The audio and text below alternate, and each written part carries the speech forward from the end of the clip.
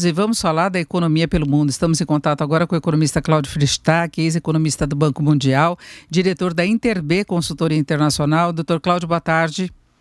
Boa tarde, Denise, a você e todos os ouvintes. Então, Cláudio, nós estamos acompanhando as decisões e estratégias pelo mundo para tentar segurar um pouco o impacto econômico do coronavírus. Agora, quando se fala de uma interrupção de atividades muito drástica nos vários países, é óbvio que se imagina um processo de uma desaceleração muito forte de atividade, crise econômica para valer. Eu queria só lembrar a países aí que vinham num ritmo importante aí de crescimento. De um lado, a Índia, ela impôs o maior isolamento do mundo. Ela tem 10 mortos, os números são baixos ainda na Índia, 469 infectados, mas ela determinou a proibição total de sair de casa por 21 dias. Então é para barrar mesmo o avanço, eles têm uma população imensa, né? Então daí esse cuidado maior, e o OMS alertou que os Estados Unidos pode se tornar o novo epicentro do coronavírus, com vários estados também em quarentena, como Nova York. Eu queria saber como é que o senhor vê o que está acontecendo agora, as estratégias que estão sendo adotadas, o que se pode esperar?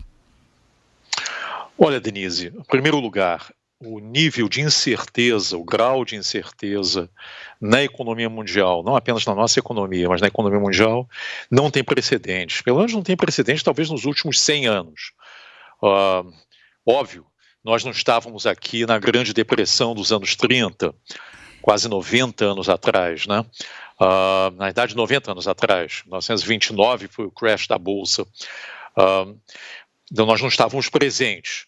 Mas essa situação em que você tem um choque simultaneamente de oferta e de demanda nessa escala, uma escala planetária, eu não conheço realmente. Eu acho que não há precedente, pelo menos que nós conheçamos, talvez na gripe espanhola, mas mesmo assim temos pouca informação. De qualquer maneira, é um choque de primeiríssima grandeza. E nesse contexto de grande incerteza, eu acho que os cidadãos, corretamente, enfim, todos nós, esperamos que os governos, de alguma maneira, deem um norte, né?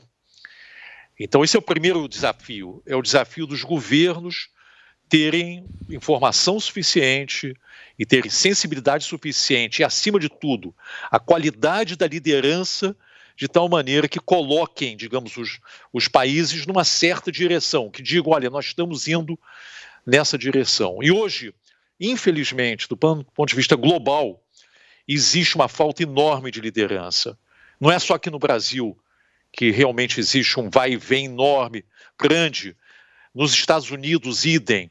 Em alguns países europeus. Talvez a grande exceção na Europa seja, em primeiro lugar, a Angela Merkel, né, chanceler da Alemanha, e segundo, o presidente Macron da França, realmente que estão tentando, de alguma forma, prover essa liderança, mas ainda está bastante frágil.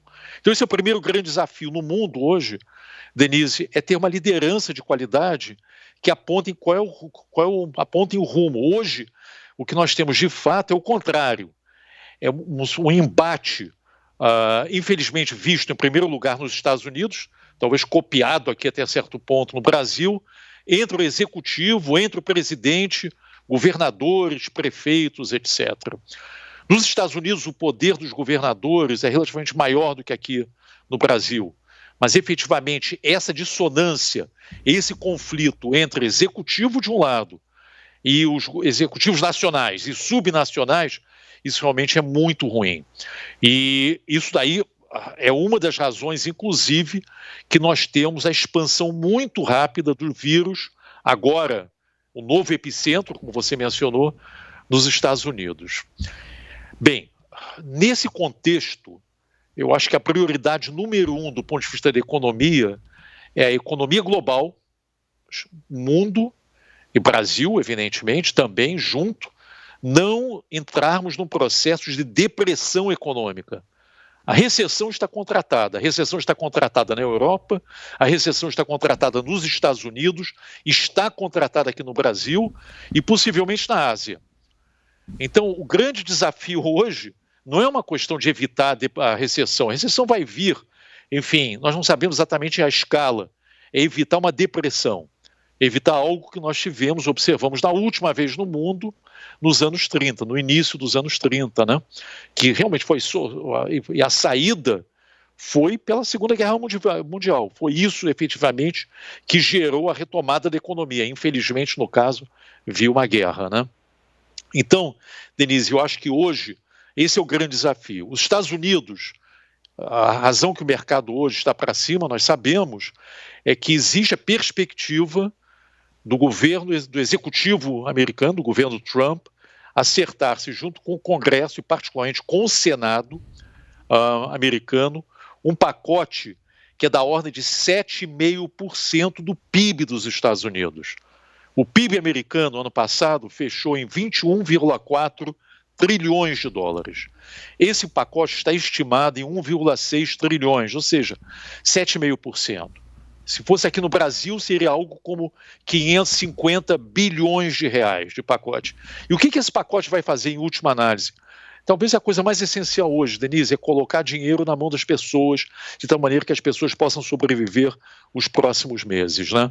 Esse é o grande desafio, é como chegar esse dinheiro na mão dos que mais necessitam. Nos Estados Unidos, certamente na Europa, ele já tem lá os mecanismos, no caso da Europa já tem os mecanismos bem mais sofisticados e avançados, mais ainda que os Estados Unidos, e certamente no nosso caso também nós temos que pensar no que fazer para que as pessoas consigam sobreviver, fazer essa travessia, né, Denise? Que vai ser uma travessia muito dura. Existe uma segunda questão que agora, infelizmente, também de novo, um conflito que parece que vai crescer, é se os remédios que estão sendo tomados, os remédios, por exemplo, que o primeiro-ministro Modi na Índia acabou de anunciar, que todo mundo fica em 1,3 bilhões de pessoas na Índia vão ter que ficar nas suas casas nos próximos 21 dias. Como exatamente ainda não se sabe. Se esse remédio ele é acertado, é exagerado, e se ele é acertado, como é que se vai fazer no day after? Enfim, digamos que depois de 21 dias, no caso da Índia, não funcione suficiente. Enfim, o que vai ser feito? Então existe essa discussão também, Denise, que é se o remédio, se essa pílula talvez não seja excessivamente amarga. Eu não sou epidemiologista e muito menos infectologista. Eu acho que essa é uma pílula que a razão que os países estão tomando é que possivelmente é necessário. Mas muita gente vem questionando isso.